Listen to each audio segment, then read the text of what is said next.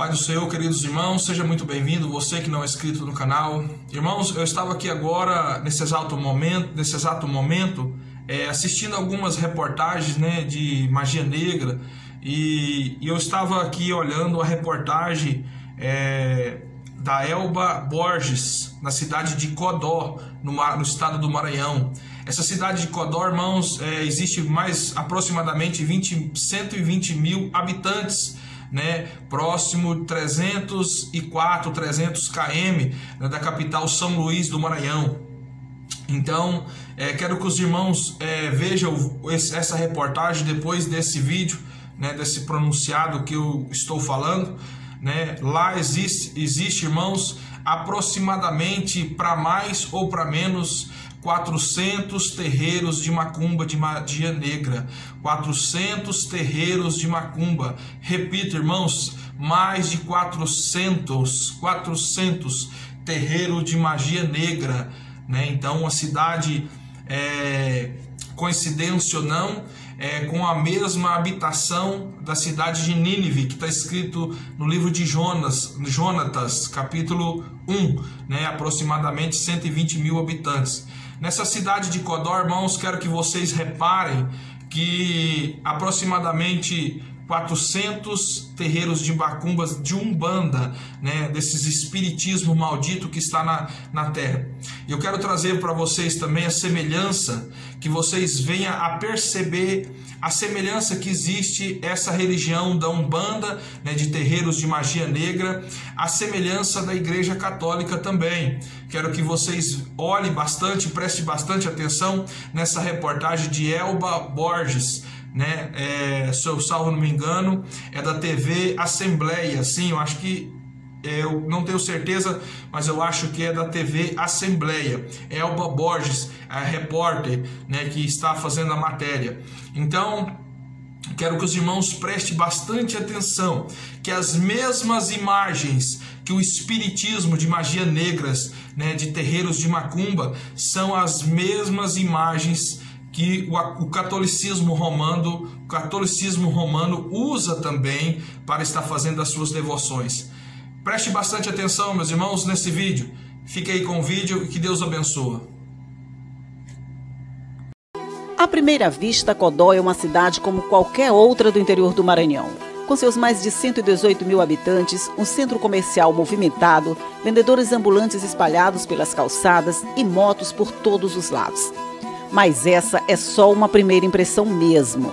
O município tem particularidades que só existem aqui, principalmente na religiosidade. A religiosidade em Codó é tão diferente que, ao invés de uma, a cidade tem duas padroeiras, Santa Rita e Santa Filomena, que são festejadas no mesmo dia, 10 de agosto, e convivem no mesmo espaço, aqui na Igreja da Matriz. E como se fosse pouco, ainda tem um terceiro santo que também é considerado padroeiro da cidade, São Sebastião, que é festejado no dia 20 de janeiro.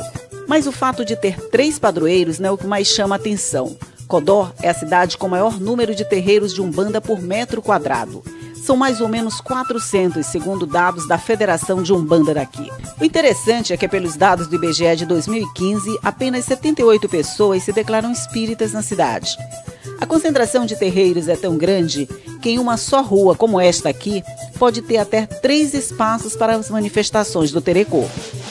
Sim, porque aqui, filhos, pais e mães de santos são terecozeiros, representantes legítimos do terecô da mata codoense, e não umbandistas, como todo mundo imagina. Quem me dá essas explicações é o pai de santo Pedro de Oxum. Ele, que é descendente de escravos, me recebe em seu terreiro, bem na sala onde faz os trabalhos determinados por seus guias, Chica Baiana e Maria Padilha. Chica Baiana é o guia de Croa, ou seja, a dona do espaço. E Maria Padilha, bem, depois a gente fala dela. Codó foi um grande mercado de escravos e Codó teve vários quilombos. Então Codó recebeu, na época da escravatura, que foram tragos, vários escravos de vários continentes da África. E aqui eles começaram a praticar a sua religião. Tanto que nós temos um histórico que é verídico, que lá para o lado do Quilombo, Santo Antônio dos Pretos, que foi onde começou toda essa nossa religião, que é o Terecô da Mata Codóense, o tenente Vitorino veio com os policiais para acabar com o Terecô em Codó. Quando chegamos, pai Pedro tinha acabado de fazer um serviço. Seu Antônio veio de Teresina até aqui em busca de ajuda para a mulher dele, que está com problemas de saúde, segundo ele, causados por entidades espirituais. E ele, que também é adepto da Umbanda, sabe do que está falando e acredita que a cura só pode ser alcançada assim. Dá para a gente perceber, desconfiar qual é o problema de saúde, se é problema de médico, se é problema da ciência, a gente conhece. O senhor já veio outras vezes, já sabe o resultado, tem gostado? Espera, o resultado que sai, é o resultado que o senhor espera? Eu espero em Deus e Nossa Senhora Aparecida que esse resultado a gente tenha grande, porque eu sou da Umbanda e valorizo a Umbanda. Agora o senhor trouxe a sua mulher para fazer a consulta, né? Ela, de alguma forma, ela já tinha feito outro tipo de consulta de saúde desse tipo e já teve um resultado bom? Sim. Várias vezes, até porque não pôde dar jeito nela, porque nós somos relacionados, casal, corta a corrente, a gente tem que procurar outra pessoa. Ah, como é que é na hora o casal corta a corrente? Por exemplo, o senhor não pode fazer trabalho para ela, é isso? Não posso. E nem ele pode fazer trabalho para a mulher dele, que não garante. Ah, é? Eu não sabia. Tem esse ritual, quer dizer, para obter o resultado bom, tem que observar essas coisinhas assim. De arte para ajudar a gente. Se o senhor fosse fazer esse trabalho por causa da saúde dela, não ia dar resultado nenhum. Para ela, não. Agora, para a senhora, para outra qualquer, eu me garanto. A mulher dele não gosta nem de falar sobre isso e se recusa a seguir o que, segundo o marido, é o destino dela. E o trabalho foi feito, porque dentro da sala ainda estão os utensílios usados no serviço. Pai Pedro é falante, vai me explicando a relação dos santos daqui com os da Igreja Católica. Por exemplo, Nossa Senhora da Conceição é Oxum. Santo Antônio, São Pedro, São Francisco também estão por aqui e representam Xangô. No altar central está o Pai Oxalá, que é a representação de Jesus Cristo na Umbanda. Ele é filho de Oxum com Xangô e nasceu de uma família de médiuns, sendo recebido pelo avô, que já era pai de santo. Quando a gente já nasce com a espiritualidade da gente, a gente passa a estar vendo as coisas, a estar sentindo. Então a gente já carrega uma responsabilidade desde muito cedo. Então a gente não sabe, às vezes, definir o que é, mas que a gente já nasce com essa espiritualidade, a gente nasce. Também dizendo também que os santos, a Chica Baiana e a Maria Padilha, elas faziam umas gracinhas com sua mãe, né? Pregando peças de vez em quando para deixar ela assustada, né? Minha mãe costuma dizer que eu nasci de 7 meses, né? E eu, quando recém-nascido, ela me botava ou na cama ou na rede, às vezes ia me procurar e não me encontrava. Aí ela disse que muitas vezes ela estava desesperada, chorando, e Dona Chica Baiana às vezes dizia, não, é eu que estou brincando com o seu filho. E escondi ele. Ai, que brincadeirinha, deixava ela apreensiva, imagina, ela ia morrer. Ela não ficava zangada, não? Não, porque minha mãe nasceu e conviveu vendo a espiritualidade, né, com o pai dela. Os trabalhos que são feitos dentro de um terreiro são determinados pela dona do terreiro. No caso aqui, a Chica Baiana. E nem todos podem ser realizados aqui. Por exemplo, aqui nessa sala, a gente tem aqui a cujuba, que todo mundo conhece, que no interior serve até para a gente fazer aquelas cuias que a gente bota farinha, sabe qual é? Pois é, aqui elas são usadas para trabalhos bem específicos e por causa disso elas não podem ser feitas em todos os lugares. Aqui, por exemplo, ela está aqui nessa sala, mas ela não pode ser usada aqui nessa sala. Ela vai ser usada só na sala de Exu. E outra curiosidade, é essa verde aqui que vai ser sempre usada. Essa aqui já passou do ponto, ela não pode mais ser usada. Então todos os trabalhos que o pai de Santo Pedro realizar é com essa cujuba aqui. E a gente vai ver agora onde é que esse trabalho é realizado. Para entrar nos domínios de Maria Padilha, a negra voluntariosa que incorpora Exu e fica com a parte mais pesada dos trabalhos, precisamos ir até o fundo do quintal. É aqui, nesse salão menor, todo decorado em tons de vermelho, que se usa aquelas cujubas que a gente viu ainda há pouco. Aqui só entra quem Maria Padilha permite. E em noite de festa, ela é literalmente a dona da casa. Mas é bom lembrar que aqui só se faz o que Chica Baiana permite. Ela é a dona do terreiro. Pai Pedro diz que a energia de um espaço para o outro é diferente, completamente diferente. E quando eu pergunto se, como se acredita, os trabalhos pedidos para Exu são sempre para prejudicar alguém, ele me explica direitinho como a coisa funciona. A energia aqui é uma energia diferente, uma energia com mais força que a gente sente, né? É uma energia altamente, embora se dizer ardente. É porque, que nem ele diga, às vezes é aquela entidade que não se trabalha de graça de maneira alguma e se faz o que se pede. Agora você me deixou confuso. Por exemplo, Exu é amor, Exu é caridade, Exu é coisas boas. Mas então, quando a gente pensa lá fora, assim, tipo, quando eu vou buscar Exu, quando eu vou buscar trabalho de Exu, eu vou buscar o trabalho sempre para prejudicar alguém, isso não é uma coisa verídica? Não, não é uma coisa verídica, porque você pode chegar na minha casa e pedir o mal para alguém, mas da mesma forma que você pede o mal para alguém, assim como o Exu pode fazer esse mal, ele mesmo pode desmanchar esse mal e fazer o bem. Só uma última curiosidade, Maria Padilha e Chica Baiana, elas se dão bem? Porque são entidades de linhagens diferentes, são entidades diferentes. Tem as particularidades delas, mas no fundo terminam se entendendo. Mas como me disseram que toda essa fama de Codó como terra de Terecô começou, na verdade, foi em Santo Antônio dos Pretos, fiquei curiosa e resolvi ir até lá. Distante mais ou menos uns 30 quilômetros da cidade, uma estrada sofrível que nem lembra uma MA, o povoado com 196 famílias, mas que só 29 delas moram na sede, é o lugar onde parece que o tempo parou e que ainda guarda todas as características das áreas quilombolas. Foi exatamente aqui nesse local, que antes era uma mata fechada, que começaram os trabalhos de Umbanda de Codó. É que os terecuzeiros precisavam de um local escondido para tocar os tambores. E esse aqui, bem no meio da mata, era o local perfeito para isso. Mas antes era tudo diferente, claro, só esse terreiro é mais ou menos igual ao que era, porque era aqui, nesse espaço, bem aqui mesmo, que eles aproveitavam para tocar o tambor. Ali atrás, agora, a gente já pode ver um quartinho que foi feito em homenagem a Maria Piauí, que foi a precursora de todo esse trabalho. E logo aqui, bem do lado, na mesma área, claro, já tem uma outra tenda, a tenda de Santa Bárbara do Glorioso Santo Antônio, que é onde os adeptos da Umbanda agora podem realizar seu trabalho com mais comodidade e bem mais confortáveis. Sentada na porta do terreiro, encontro Dona Suzete, a mãe pequena daqui. Ela não gosta muito de entrevistas, mas eu puxo conversa e ela acaba me dizendo que a vida aqui sempre foi assim. Os ensinamentos vão sendo passados de pai para filho, o que garante a continuidade da tradição, e até canta uma musiquinha que ilustra bem as dificuldades que eles já enfrentaram por conta do preconceito.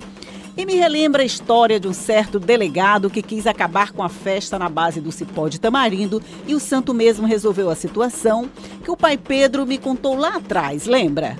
Enédio Vitorino é um muito malino que acabar com Terecô no cipó de tamarindo. O pai de santo desse terreiro é seu Francisco Viana, mais conhecido como Pai Orlando. Nós nascemos e criamos aqui e até hoje estamos aqui. E toda a vida assim. Você acha que tem alguma possibilidade de algum tempo o Santo Antônio dos Pretos mudar essa tradição, quer dizer, de ser um povoado da Umbanda, do Terecô, ele passar a viver de um outro jeito? Você imagina isso? Não. Aqui para nós, aqui é se chama praticamente terreiro da Umbanda mesmo. Aqui é só Umbanda mesmo. E sabe, muitas vezes os evangélicos querem mudar, mas não tem como. Porque nós já nascemos e se criamos dentro da gema mesmo.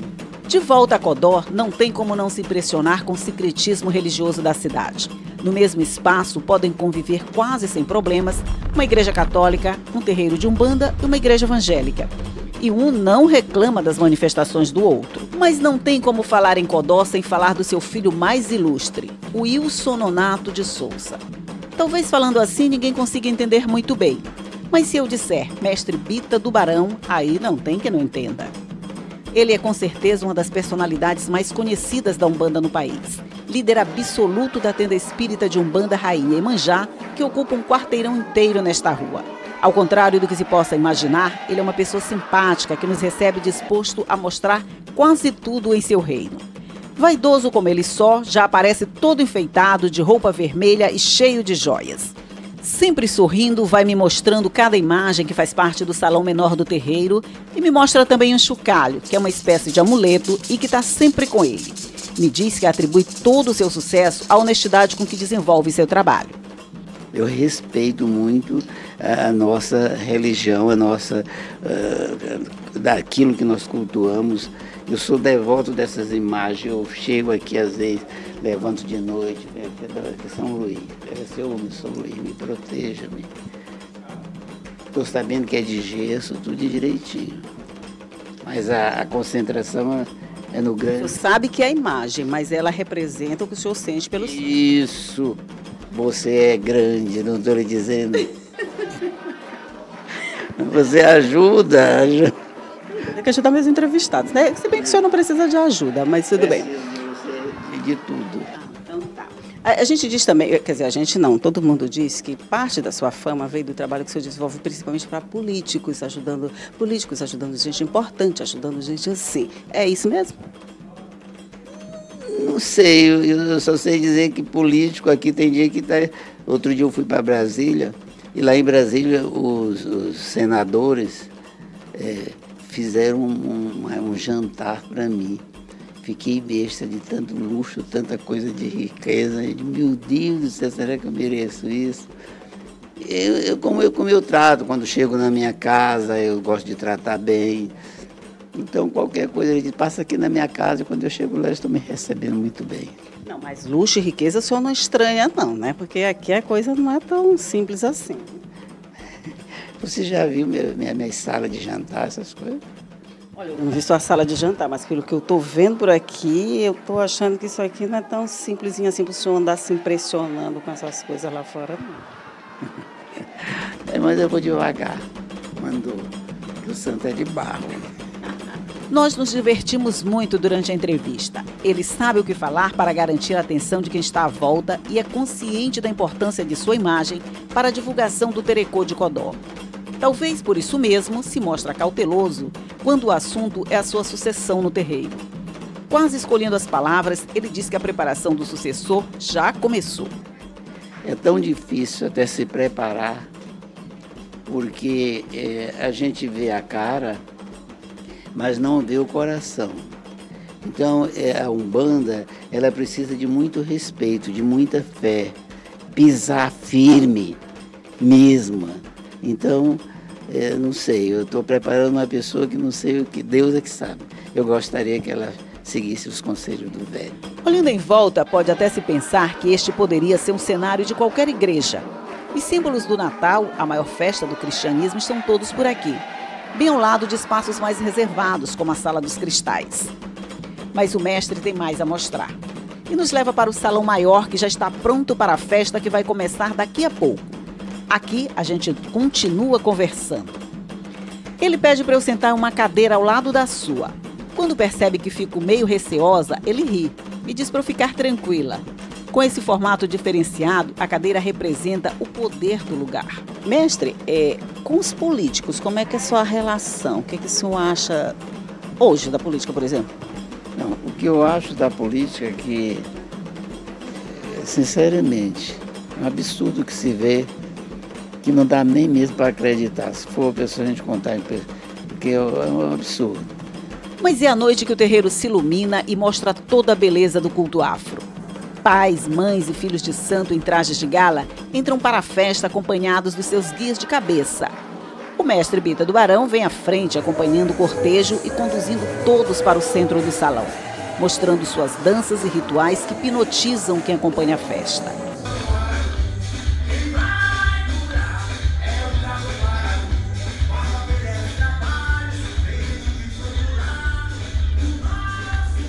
Momentos mais bonitos do espetáculo é esse, quando os novos pais e mães de santo começam a dançar em volta do barracão, tanto saudando o mestre Bita do Barão, quanto os seus guias. Na verdade, eles estão comemorando 1 ano de feitura.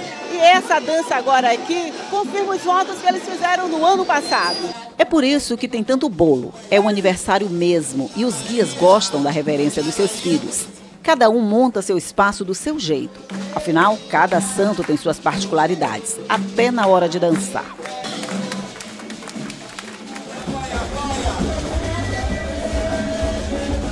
O mestre também continua dançando, mas de vez em quando fica só observando o movimento no terreiro. Afinal, já são quase 100 anos de vida. A idade dele é uma questão controversa, porque quando ele diz que tem 106 anos, na verdade, ele está se referindo à idade do seu guia espiritual, o Barão de Guaré. A idade cronológica dele mesmo é 84 anos. Mas como hoje os dois se confundem, vamos ficar com a festa mesmo. Quem entende um pouquinho de Terecô consegue distinguir cada entidade incorporada por aqui. Devo confessar que ainda não me arrisco a fazer esse reconhecimento. Janaína, a filha de Bita do Barão, comanda o espetáculo junto com o pai. Ela é a pessoa que está sendo preparada para garantir a continuidade da tradição. E apesar de saber da responsabilidade que vai ter que assumir, se diz pronta para a tarefa. Preparada, eu não sei se é a palavra correta, porque cada dia a gente aprende mais e mais, e principalmente com meu pai, que é um homem com uma idade que ele tem, e a gente sempre quer saber mais, né? Mas eu posso dizer que um pouquinho eu sei, e assim, aprendi com meu pai. Ele, pela idade que ele tem, eu sou uma criança, mas sei um pouquinho, sim, dos rituais, do que é o Terecô, a Umbanda, como se procede, como que deve ser. Apesar dessa preparação toda, vamos dizer, é uma responsabilidade muito grande que você está herdando, né? Seu pai tem um nome já assim, que é referência no Terecô, na Umbanda, e todo mundo já respeita. Você não tem um pouquinho de medo dessa responsabilidade toda que está passando para você, Janaína? Não, medo não, essa palavra não existe no meu dicionário. Que bom! Não, medo só dos castigos de Deus, né? Eu posso dizer assim, cautela, que muitas coisas que a gente vai fazer tem que saber fazer, porque pode às vezes se precipitar, meter os pés pelas mãos, não fazer direito, ser castigado. Mas assim, é por isso que eu digo que todo dia eu aprendo cada dia mais, principalmente com as pessoas mais velhas, e a principal meu pai, porque é a pessoa que eu tenho, que me ajuda e que me ensina, e que é minha referência. Então assim, eu posso dizer que medo não.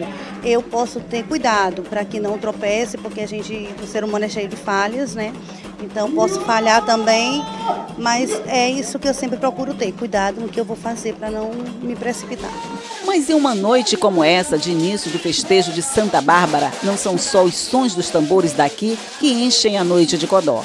São quase 4 horas da manhã e o Terecô continua correndo solto. Já estamos em outro terreiro, mas o ritual é quase o mesmo. A diferença é que aqui não tem festa de aniversário, nem vai se cantar parabéns. Os pais, mães e filhos de santo estão de branco porque isso marca o início das festas de Santa Bárbara. E essa festa que começou hoje deve rolar por mais uns 3 dias. Aqui é o terreiro de Pai Domingueiro. O espaço é menor, mas o entusiasmo não.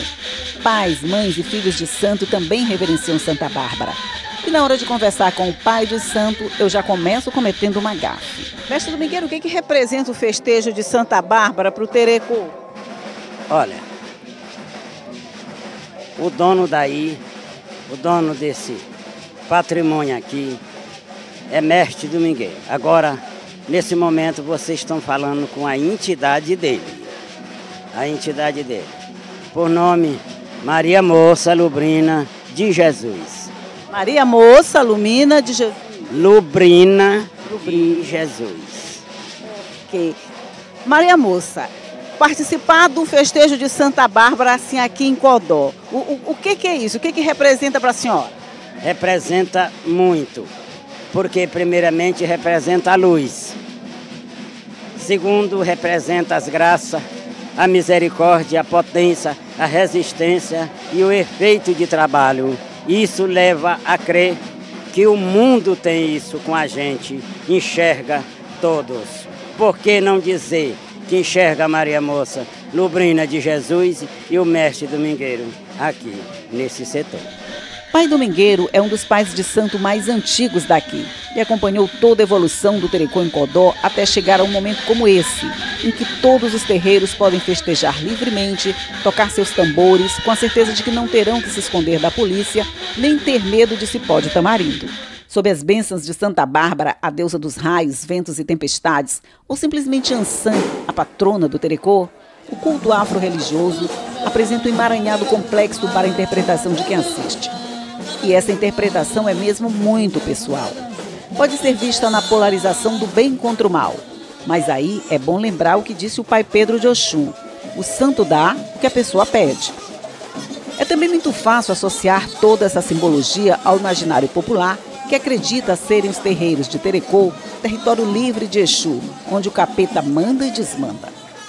Mas também pode não ser bem assim. Codó não é simplesmente a capital da Umbanda e da magia negra. A cidade pode ser vista como um espaço mais sincrético, onde cada religião tem o seu lugar. Só que uma avançou mais que as outras, mas todas mantêm a liberdade de se expressar como bem quiser. Enquanto isso, Santa Bárbara ordena que os tambores rufem mais acelerados. E como diria Mestre Bita do Barão, segredos são segredos, não devem ser revelados. E Codó tem seus segredos.